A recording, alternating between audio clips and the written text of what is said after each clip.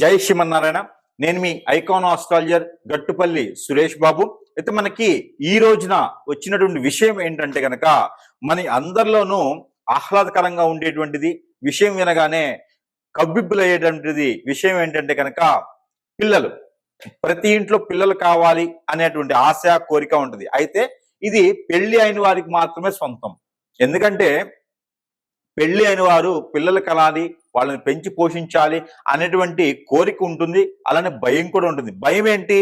ఎలా పోషించాలి, ఎలా పెంచాలి, వారి ఆలన పాలన ఏంటి, వారి యొక్క దోషాలు ఏంటి, ఈ పరిహారాలు ఏంటి, ఎలా ఉంటుంది అనే దాంట్లో ప్రతి ఒక్కరి దాంట్లో సందేహం ఉంటుంది. కానీ ఈ సందేహాలు కొన్నైనా మనం చూద్దాం. అయితే మీనరాశిలో పుట్టినటువంటి పిల్లలు మొదటిగా ఎలా ఉంటారు, వారి అవలక్షణాలు ఏంటి, వారికి ఏ గ్రహం ఎక్కడ ఉంటే బాగుంటుంది అనే దాని గురించి చూసినట్టయితే కనుక మీనరాశిలో జన్మించినటువంటి పిల్లలకి వారి యొక్క అబ్బాయినా అమ్మాయినా చూడటానికి కొంచెం బొద్దుగా ఉంటారు. అలానే వారికి మిథున లగ్నం కానీ కుంభ లగ్నం కానీ అలానే మీన లగ్నం కానీ అయితే ఇంకా బొద్దుగా ఉంటారు. అలానే కన్యా లగ్నం కానీ సింహ లగ్నం కానీ అలానే తులా లగ్నం కానీ అయితే చూడటానికి చాలా చక్కగా ఉంటారు. బొద్దుగా ఉండి చక్కగా ఉంటారు. చక్కగా మంచి హైట్ పర్సనాలిటీ ఉండేసి అందరిని ఆకర్షింపజేసేటువంటి తత్వంతో ఉంటారు ఇలాంటి లగ్నాలు ఉంటే. అలానే మిథున లగ్నం కానీ వృషభ లగ్నం కానీ మకర లగ్నం కానీ ఉన్నారనుకోండి, వారు కొంచెం కోపదారితనంగా ఉంటారు. మీనరాశిలో పుట్టినప్పటికీ వారు కొంచెం కోపదారితనంగాను, ఎదుటి వాళ్ళని మాట త్వరగా దూసుగా వచ్చేటువంటి తత్వంతోనూ, ఎదుటి వాళ్ళని కొట్టేద్దాం అనేటువంటి తత్వంతో ఉంటారు. టోటల్ గా చూసినట్టయితే ఈ యొక్క మీనరాశిలో పుట్టిన వారు సెన్సిటివ్ గా ఉంటారు. వీరు జలతత్వంతో ఉంటారు. ఈ పిల్లలు 16 సంవత్సరాల లోపు పిల్లలే. 16 సంవత్సరాల లోపు వీరి ఆ లక్షణాలు మొదటి 3 సంవత్సరాలు అయితే వీరిలో ప్రతిదానికి ఏడవటము, ఏది ఎక్స్ప్రెస్ చేయలేకపోవటము, నాకు ఫలాంది కావాలి అని అడగలేకపోవటము వీరిలోని మంచి లక్షణం అది. వారు తినాలనుకుని కూడా సరిగా అడగలేరు. అమ్మ నాన్న పెట్టింది తినేస్తారు. పెద్దగా వీరు ఎక్స్ప్రెస్ చేయలేరు విషయాన్ని, అది ఏదైనా సరే. కానీ లోపల వారు చాలా మదనపడుతూ బాధపడుతూ ప్రేమిస్తూ అన్ని కూడా లోపలే ఉంటాయి వారికి. అందుకే కొంచెం బొద్దుగా ఉంటారు. వారు జలతత్వం ఎక్కువ ఉంటుంది. ఎక్కువ వారు బాధపడుతూ తనలో తానే కుమిలిపోతూ ఉంటారు. ఆనందమైన బయటికి చెప్పరు, అది మంచైనా చెడైనా కూడా బయటికి ఎక్కువ చెప్పరు, ఎక్స్ప్రెస్ చేయరు. అందుకని తల్లిదండ్రులు వీరిని జాగ్రత్తగా కాపాడుకుంటూ రావాలి. అయితే వీరిని ఎక్కడైనా ఉంచి చదివించవచ్చు, ఎవరి దగ్గరైనా ఉంచి చదివించవచ్చు. ఎక్కడ ఉన్నా కూడా వీరి పరిధిలో వీరి పరిధిలోనే వీరుంటారు. వీరు మంచి లక్షణాలు ఉన్నటువంటి మంచి మనుషులు పిల్లలుగాను ఉంటారు. కాబట్టి వీరిని ఎక్కడుంచినా కూడా ఆ ఉన్నటువంటి సర్కిల్ అంతా వీరు బాగు చేస్తారు. చెడిపోయిన పిల్లలు ఎవరైనా వేరే లక్షణాలతో ఉన్నటువంటి పిల్లల్ని కూడా వీరి ఆలోచనతో కానీ వీరి మాటలతో కానీ వారిని కూడా వీరు బాగు చేసే విధంగా ఉంటారు. అది మీ పిల్లల్లో ఉన్నటువంటి గొప్ప విషయం, గొప్పతనం. ఒకవేళ మీ పిల్లల మీద కాంట్రవర్సీ వస్తే నమ్మకండి, అవన్నీ అబద్ధాలు. ఏమిటి, మీనరాశిలో పుట్టి ఉంటేనే అది అదృష్టం.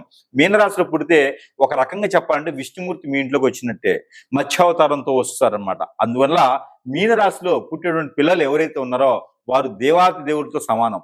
వారి మీ ఇంట్లో ఉన్నారంటే పెద్దలకు ఎవరికైనా బాగాలేకపోతే మీనరాశిలో పుట్టినటువంటి వారు ఎవరైనా ఉంటే, పిల్లలై ఉంటే వారి చేత నుంచి వైద్యానికి సంబంధించినటువంటి టాబ్లెట్స్ కానీ సిరప్లు కానీ ఇలాంటి ఉంటే వారి చేతుల ద్వారా తీసుకోండి.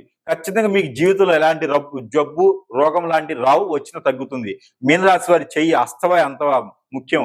పిల్లలుగా ఉన్నప్పుడు మీకు ఏదైనా బోనీలు అవ్వట్లేదు, వ్యాపారాల్లో నష్టాలు వస్తున్నాయి, ఏ పని చేసినా ముందుకు వెళ్ళట్లేదు అనుకుంటే మీ ఇంట్లో మీనరాశిలో పుట్టిన వారు ఎవరైనా ఉంటే వారి చేతి నుంచి మీరు బోని చేయించండి, డబ్బులు తీసుకోండి. ఖచ్చితంగా ఆ రోజు మీకు కలిసి వస్తుంది. మీనరాశి వారికి అంత అదృష్టం ఉంటుంది. ఖచ్చితంగా జాగ్రత్త కాపాడుకోవాలి వాళ్ళని. అలానే మీనరాశి వారిలో పుట్టినటువంటి వారు ఎవరైతే ఉన్నారో పొలాలు పండుతున్నాయంటే తొలి పంట వారికి ఇవ్వండి. పొలాలు నాటు వేయాలంటే వాళ్ళని తీసుకెళ్లి నాటు వేయించండి. వాళ్ళ అస్తవే చాలా బాగుంటుంది. మీనరాశిలో పుట్టిన వారు ఖచ్చితంగా చెప్తున్నా డాక్టర్స్, నర్సులు, మెడికల్ షాప్స్, మెడికల్ రిప్రజెంటేటివ్స్ కానీ మెడికల్ కి సంబంధించినటువంటి డయాగ్నోస్టిక్స్ కానీ ఇలాంటి ఏమైనా ఉంటే కూడా మెడికల్ దాంట్లో ఉంటే ప్రతి ఒక్కరి జీవితం సుసంపన్నంగా ఉంటుంది. ఆ డాక్టర్ కానీ ఎవరికైనా సరే పేరు ప్రఖ్యాత వస్తాయి. కాబట్టి వారు డాక్టర్ లాంటి రంగాల్లో వైద్యం చేసే రంగాల్లో ఉండడం అనేది అది ఒక ఆశాజీవిగా ఉంటుంది. కాబట్టి ఖచ్చితంగా అలాంటి రంగాలు ఎంచుకునేటువంటి ప్రయత్నం చేయండి. అలానే దేశాన్ని కాపాడే మిలిటరీలు కానీ చట్టాలను కాపాడేటువంటి పోలీసులుగా కూడా మీరు పరిగణలో తీసుకోవచ్చు. వీరికి అతి త్వరగా పెళ్లి అవుతుంది. 20 సంవత్సరాలు రాకముందే పెళ్లి అవుతుంది, లేదా లేట్ అవుతుంది, మరొక 7 సంవత్సరాలు పడుతుంది. కాబట్టి 25 సంవత్సరాల లోపే మీనరాశి వాళ్ళకి పెళ్లి చేయాలి అని అనుకోండి. దానివల్ల ఇబ్బంది లేకుండా ఉంటుంది. మరొకటి, ఈ మీనరాశిలో పుట్టినటువంటి వారికి గండాలు ఏమున్నాయి అంటే గనక, వీరిలో ఏదైనా ఎగ్జామ్స్, పోటీ ఎగ్జామ్స్ లో ఏదైనా ఫెయిల్ అయితే గనక వీరికి ఖచ్చితంగా అన్న ఉండాలి.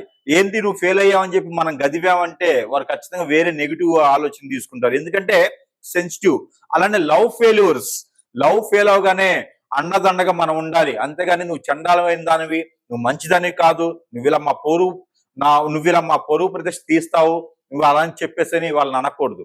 వాళ్ళకి ఏం కాదమ్మా, మీకు మంచి లైఫ్ ఉందని చేదోడుగా ఉండాలి. అలా ఉంటేనే వారు మనకి చేతికి వస్తారు. లేదంటే కనుక ఖచ్చితంగా వారికి వారే శిక్ష చేసుకుంటారు. వారు చాలా సెన్సిటివ్ గా ఉంటారు. కాబట్టి మూడొక గండం. ఈ గండాలు మొదటిది 4వ సంవత్సరంలో వస్తుంది, అంటే తొలిసారిలోనే గండం వస్తుంది. 4వ సంవత్సరం వచ్చే గండం ఏంటంటే కనుక ప్రయాణాల్లో కానీ ఆరోగ్య సమస్య కానీ రావచ్చు. ఇకపోతే 8వ సంవత్సరంలో గండం వస్తుంది.